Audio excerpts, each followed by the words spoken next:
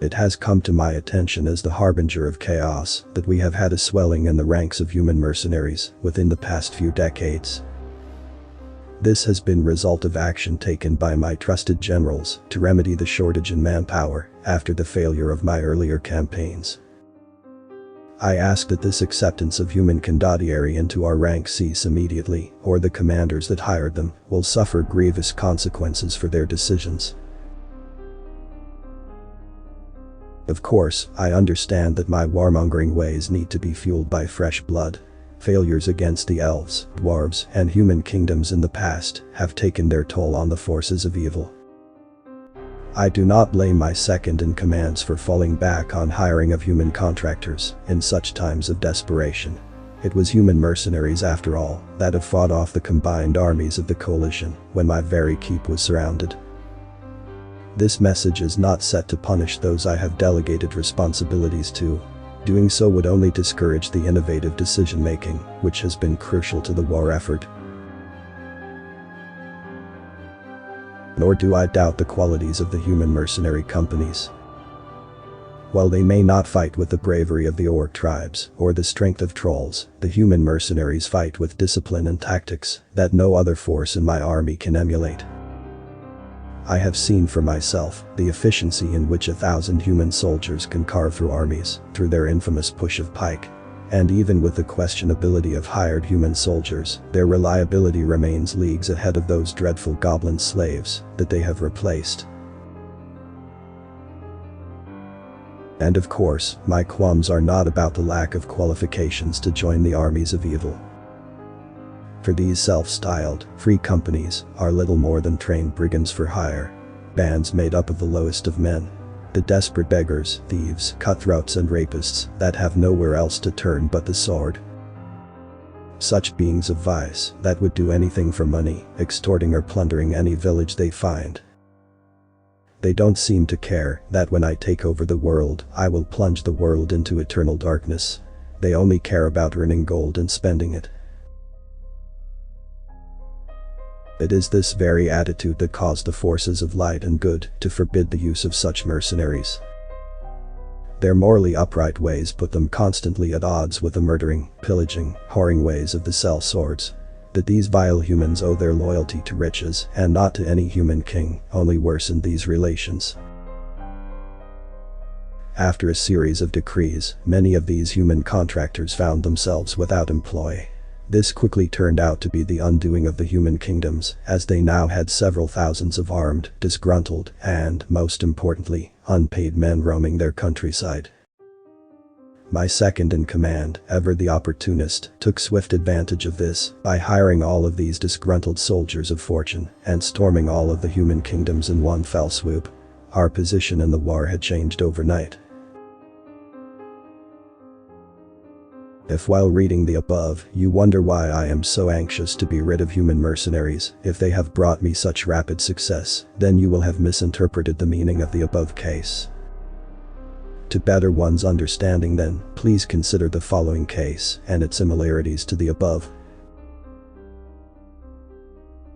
Last winter, one of the orc tribes set out to conduct a raid on the village of Lynxvale.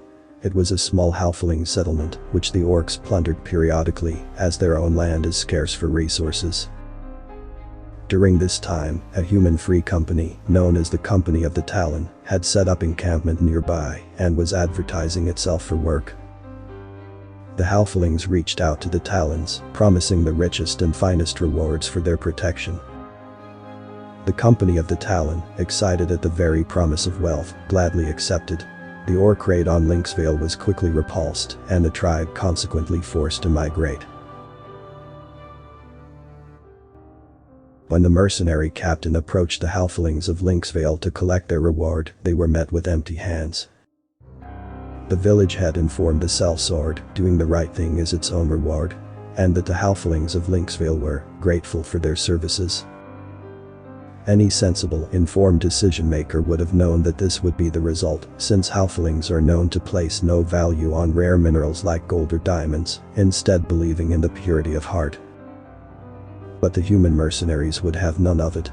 They had tricked themselves into believing that the halflings had the money to pay them and ended up doing work for free. The company of the Talon betrayed the halflings faster than a goblin slave would run from the battlefield. The humans looted Lynxvale for what little possessions there were, and finding little in material holdings, they took the entire population into slavery. The entire population of Lynxvale would find itself sold to a family of trolls as little more than food and livestock. As an evil overlord, this sort of behavior does not disturb me. Human greed is a predictable trait, and it was as much the fault of the villagers of Lynxvale for believing that the Talon mercenaries had any heart as it was the Talons for believing Lynxvale had any gold. What disturbs me is not the capacity of the mercenaries for doing vile deeds. What disturbs me is the swiftness in which their strength may turn against their former masters. These soldiers of fortune are loyal only to those who pay them, after all. And the moment their greed is unsatisfied is the moment their masters find their heads on a spit. The very same change of heart that had doomed the human kingdoms and the halfling villagers of Lynxvale now looms over the shoulders of the commanders of my armies. You see, the initial plan was to use the greed of the human mercenaries to destroy the forces of good, and then to pay them out using riches found in the plundered treasuries. This, of course, relied on the assumption that the armies of light had riches to plunder, an assumption that our Night Stalker spy network has informed us to be baseless. We have forgotten the crucial fact that the eternal war between good and evil has taken as much a toll on our enemies as it has on us. The coffers of the enemy are empty, and there is nothing left to plunder. This information comes at a most unfortunate time, as we currently have over 100,000 human mercenaries in our official employ, with many more companies doing personal deals with those under my command. Human condottieri now make up anywhere between 50 and 90% of our strength. This percentage continues to swell as the standing armies of orcs and slave armies of goblins have been disbanded last quarter. With these numbers in mind, I have run the calculations with my economic advisors, and they believe that our own coffers will be emptied within the turn of the month if we choose to pay the human mercenaries from our own pockets. Even this, they say, would only pay a tenth of the total sum that is owed to these hired swords. It is for this reason that I urge the commanders of all forces under me to halt the additional recruitment of human mercenaries immediately. Members of my staff are encouraged to subdue the human greed via non-monetary means, such as accommodation or ration supplements, while I try to find a solution to our financial dilemma.